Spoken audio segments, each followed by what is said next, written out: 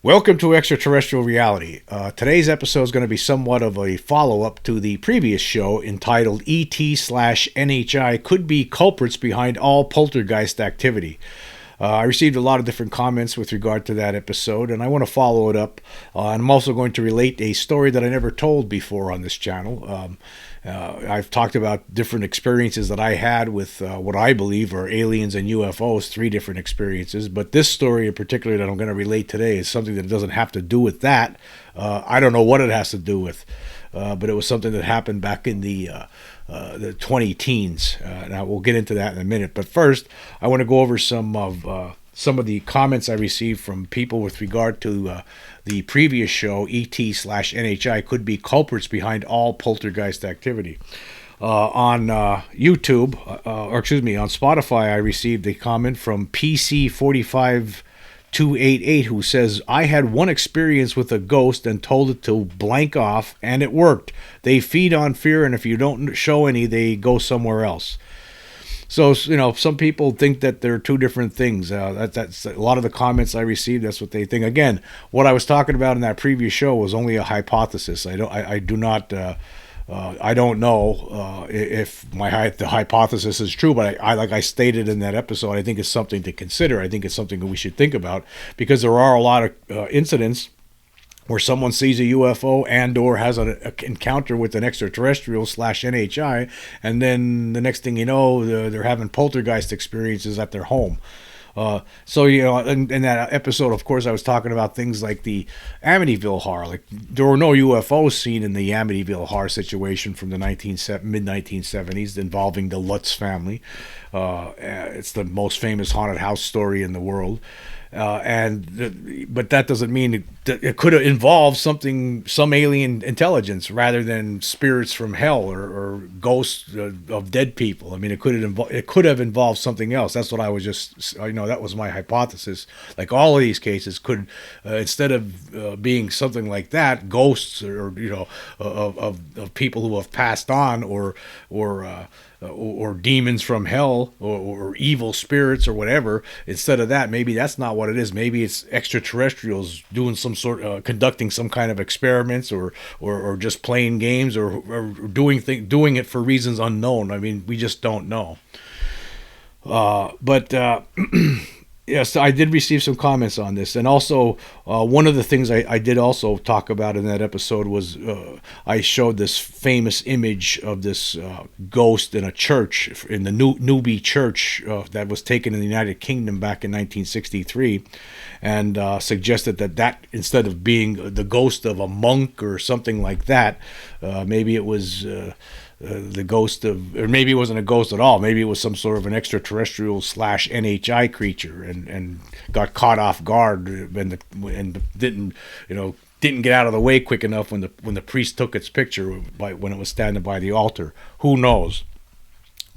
But anyway, here's some comments I received with regard to that episode. This is from Catkins Cat. He says regarding that photo that I showed, he says, I 100% agree about the photo in the church. The eye, which is on the right as you look at it, isn't hollow because the light reflects on it. The cloak on the left as you look on it shows the arm bent at the elbow and going all the way up to a wrist where you can clearly see a hand on its face. Yeah, what I was pointing out in that picture was, all the descriptions of that photo over the decades. They always said that there was people thought that what you're seeing there is a cloak over its face or a shroud, but when you look at that image closely, it's not that at all. It looks like it's skeletal hands. But anyway, Catkins Cat continues. He says, Steve Neal, who is an abductee, has said he was met by a cloaked being that looked like the Grim Reaper, but under the cloak was a gray. My mother, 2 weeks after I was born, was visited by 3 entities that she described as looking like the Grim Reaper, followed by 2 beings that, from the description she gave, seemed to me to be Nordics. I myself have been visited by several different types of entities/beings, a few of which have been dressed in black cloaked hooded garments. I am yet to come across anything demonic or angelic as far as I'm concerned. However, I think religion is built on these kinds of experiences and is one of the most terrible misunderstandings understandings humans have ever made, the cost of which is still being played out around the world. We need to put our fear and superstition to one side in order to get a clear understanding of who we share this planet with, and until we do that, the misunderstandings will just keep repeating themselves again and again. Thank you for that comment. Yeah, that's an interesting point of view. Here's one from Sally Vandervoort. Says, your theory is intriguing. Also loop in the many crop circles in England. Yes, there's a lot of different crop circles in England, actually all over the world. It's not just England, but I don't know. We know some of them are faked. We know that's something that happens, but some of them are no explanation for them. Utah John responded to this episode saying, reality is poorly understood. Research apports objects mysteriously appearing. I was friends with a restaurant owner whose building was 100 plus years old. Coins would mysteriously appear around the building. Pennies, nickels, dimes, quarters, all with typical dates that you would get at any transaction. Coins would appear as the owner left the patio for just a few seconds and no one else was around. They later sold the restaurant and I became friends with the new owners a year after the purchase. I asked, is change mysteriously appearing? She said, yes. How did you know? We have a cup we put it in behind the counter. So that's a weird story. So like, why does that happen? Why would something like that happen? Coins just appearing out of nowhere around some tavern. That doesn't make any sense. Cyborius wrote, I saw a ghost hunting case of somebody putting down powder because of a poltergeist and taking pictures of the foot tracks in the powder, and the foot tracks didn't look human whatsoever. That was really interesting. It had like 3 toes or something like that. I think I saw that same one. Cyborus. Yeah, I think I did. This was from Razmata ZZZZ. Says, the poltergeist activity is residue getting transferred inside and around the craft like an attachment as it travels through time and space. The energy is semi-living. The portals they go through are coated in bioenergy's miasma from one end to the other. Okay, that's an interesting idea. D.H. Joubert says, I'm not saying that it can't be demonic influence, but poltergeist activity is always linked to an individual. They take the person out of the home and it stops. In the Las Vegas incident, it is conceivable that seeing the entities might affect an individual to start being the root of poltergeist activity. Yeah, I just have no explanation. Of course, he's talking about the Las Vegas alien case from last year. That family experienced poltergeist activity after the fact, and they actually moved out of the house because of that. Let's see here. Budkins 542 says, poltergeist activity has sometimes happened after black magic ceremonies. This is zero to do with aliens from another planet. It is the other way around. Poltergeists can take on various visible forms. They can appear as aliens. Okay, now some people think there are no aliens. That's an interesting. That's the other way around. There's no such thing as aliens, but these poltergeists make us think that. There's another theory that there's something else to think about. Bill Davis says, my theory is that some of the poltergeist activities could be attributed to the NHI technology. We probably misinterpret it as demons or whatever. Let's see what else we got here. Oh yeah, this was one from Justin Burris, 4276. He writes, I usually don't include this in my UFO convos, but it seems these two subjects are intertwining more and more. I know it's woo-woo, but I can't deny it. It appears many people have both types of experiences, UFO or NHI / paranormal or ghost. This suggests that something about experiencers makes them more susceptible to these extra-dimensional ? Events. I have had both. I lived in a haunted house for 5 years as a child, and it absolutely sucked. It wasn't a residual lost spirit thing. It was a demonic, for lack of a better term, borderline possession type thing. That place was no joke. My UFO experiences occurred before and after this period of my life, and I've always considered them totally separate experiences, considering how dissimilar they felt and seemed. That's my opinion derived from my experiences, though. Yep. Well, yeah, that is an interesting... they could be separate things. Like I said, it's just a hypothesis, and I did say that in a response, and he actually Justin responded. He says, They do seem to intermingle with each other simultaneously for some folks. It seems that maybe some can perceive these things and some can't, almost like we've received the next major stage of our evolution, and one day soon everyone will perceive these things. They could be connected, or we could be perceiving many different things from multiple realities we were unaware of before. I just hope we learn the truth in our lifetime. Thank you. Okay, and then there was a comment on on Twitter from somebody named Michael Lemurian, and I guess he didn't watch the show, but he I guess he was just reacting to the title of it, and he writes, do you know the difference? Aliens equals living beings from somewhere. Poltergeist equals dead beings that are angry. I said that they could be the culprits behind it. It's not like that was the hypothesis. So I don't know. I don't know. I don't know what to say about that. I mean, I think it's funny. He also had a picture, a meme of two people laughing their heads off.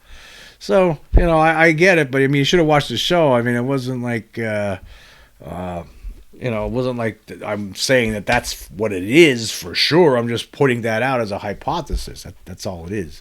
And, yeah, I do know the difference. I mean, of course. I mean, yes, who doesn't? Anyway, now moving on to what I wanted to talk about here, this experience that I had, and this happened over 7 years ago, I'll say that. And of course, I mean, all of us in this world, we face tragedies in our lives. We lose people and in our families, and it's very, very difficult.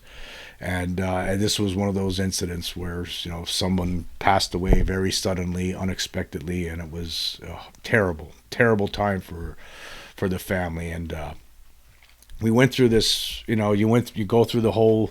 The funeral, the lead up to the funeral, the viewing, and all those kind of things, and and that's what happened. We went through this terrible ordeal, and then at the day of the funeral, after it was all said and done, you're stressed out, but you're exhausted from the the mourning, and it's terrible time. I'm sure a lot of you out there know exactly what I'm talking about. So after this was all done, this was someone in my family who passed on, and it was not expected, and it was one of those terrible things.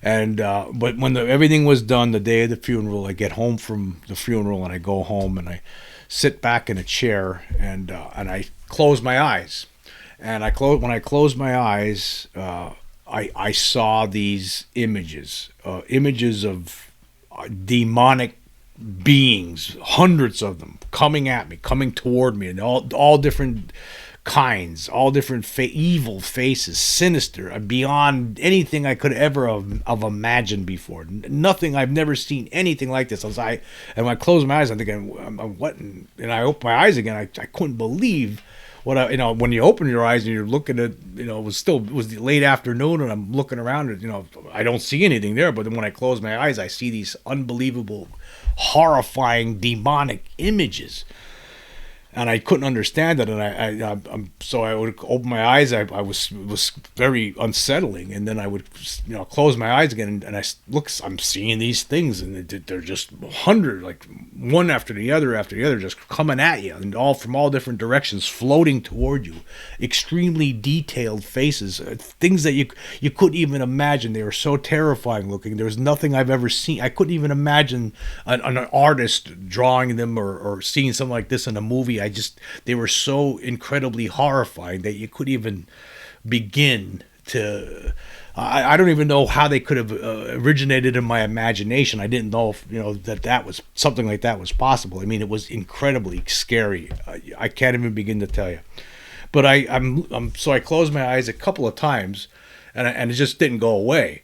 I'm looking at these things, and it was just incredibly terrifying. But I'm studying some of them. They're coming at me, and they just float by, like you're seeing things like three-dimensional flying by you. And I stayed awake for I didn't go to sleep. It was late in the afternoon. I was just resting my eyes, and so I was like, I didn't want to close my eyes anymore after seeing this, But it was I for a little while I kept them. I forced myself to keep my eyes closed, and I looking at these things, and I just couldn't believe what I was seeing. It was terrifying, but at the same time somewhat fascinating and mysterious. I just couldn't understand what was going on.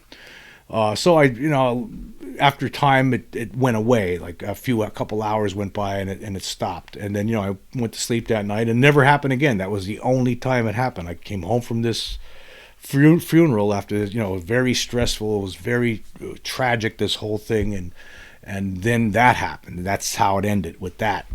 And so I thinking to myself, it must be something that was just caused by the stress of the situation. And this is just the end result here. I'm just the end result of the last few days, the last week that just went by, leading up to this funeral, and the funeral's over, and now you're seeing these things because it's basically it's hallucinations. That's what I thought. It must have been hallucinations brought on by stress. So the next day, I actually looked into this. I wanted to find out more. The next day, I was like wondering about this. Like, is that something that happens? And I went on the internet. I searched up and down. I couldn't really find anything. I see people that sometimes have these. Some people close their eyes and have hallucinations like that sometimes, but nothing like this. I couldn't find anything like this. What I was seeing. Like you read about like hypnagogic hallucinations. They're brief hallucinations that take place as you're falling asleep. I wasn't falling asleep. I just got back from a stressful day, and I was just sat back in a chair, and I was closed my eyes, but I wasn't about to fall asleep. I just closed my eyes, and I'm seeing these things. So that didn't work, and that wasn't a good explanation. And there was like phosphenes was something else that I was reading about, and you see, but usually all of these things, these hallucinations, when people close their eyes, usually it's just colors and shapes, not these highly detailed figures. I mean, and these figures on top of it were satanic, demonic. I mean, unimaginable. I couldn't be. I don't think there's anyone on this planet like who could recreate what I saw that day. I mean, it was just horrific. But again, although I couldn't find anything online to try to explain this, I still was thinking to myself, it has to be from the stress of all of this, right? It has to be. And then a couple of days after that, there was a family gathering. I guess we all got together again just to try to start picking up the pieces again. And I mentioned this. This whatever this hallucination I was having when I closed my eyes when I got home from the funeral that day. And it was one of my other family members said the same thing happened to him, but it wasn't that day. It was 2 days earlier when he had visited the funeral home where they eventually would have the viewing and everything, right? And he was there. And when he got home that day, he said every time he closed his eyes, he saw these incredibly horrific-looking, satanic, demonic faces. He described them the same way I did. He was seeing the same things, but it happened 2 days earlier before the funeral. So that had me wondering then, and I don't know what to say about it. I really don't know what to say about it. I mean, there's a lot of weird things. This life is. We just don't really understand what's going on here. We just don't. I did after thinking about it, I developed different theories about what might have happened here. And one of the theories, of course, was that it was just stress and the horror of it. It was a terrible time. So anything could happen. Your mind could cause this kind of situation. But I thought it was weird that somebody else had the same experience, but it was just a different day. But then I had another theory. Like, what if, when this other family member had this, it was a couple of days earlier when he was at the funeral home and he left, and when he got home, and that's when he experienced this, and he described the same kind of thing that I was described, the same kind of experience that I had. And so the theory that I have is that what if, maybe when I was in the funeral home that day for the viewing, it was a terrible day, right? But what if, you're seeing maybe there are things there. Maybe maybe there are spirits, evils, whatever these were not good things. Whatever, they did not look good at all. They looked like they came straight out of hell. And what if there's things there you don't see them, consciously, but maybe subconsciously somehow you're seeing these things, and your brain's picking it up, but you're just not seeing it consciously. And then after the rest of the day, there was the funeral and the and the burial, and then the dinner, and then it's finally over, and you get home, and you close your eyes, and all of a sudden you're seeing something that your brain actually was, your subconscious or unconscious was picking up earlier in the day, and now you're seeing it when you close your eyes. That was the other theory I had, that there actually are things like this going on. I don't know. Explanation unknown. I have no idea what to say about it. I lean more toward the stress, and that there was a hallucination brought on by this. Brought on by a tough week, and then the tough week finally coming to an end. It was after it was all said and done. But then you hear this other family member who had this same experience, and it happened a couple of days before the funeral. And it was just happened to be after he left that funeral home. So I don't know what to say about it, other than it was absolutely terrifying, very unsettling, and it was the only time in my life that I've anything like that happened. I've never had anything like that happen before. Since there was other tragedies before that, years before that, and that never happened. Only for that one instance, that one time. So I wonder. I wonder sometimes, could it have been spirits? I don't know. And that's just a strange experience to talk about. I know it has nothing to do with UFOs or aliens. I don't think this one did, right? I don't know what it had to do with. Again, the two running theories I have, it just was a hallucination brought on by all the stress of the situation. Or it could have been, that's what I was seeing, but I was consciously, I wasn't seeing them, but that's what I was, they were there, but your brain's picking them up, and somehow you see them when you finally get home and close your eyes. And I can't, again, I don't know if anyone out there has ever had something like this happen to them. I can't really find anything online about it. I never did. Nothing. I really didn't. And it was a very strange experience. But anyway, I want to say thank you all for joining me. Until next time.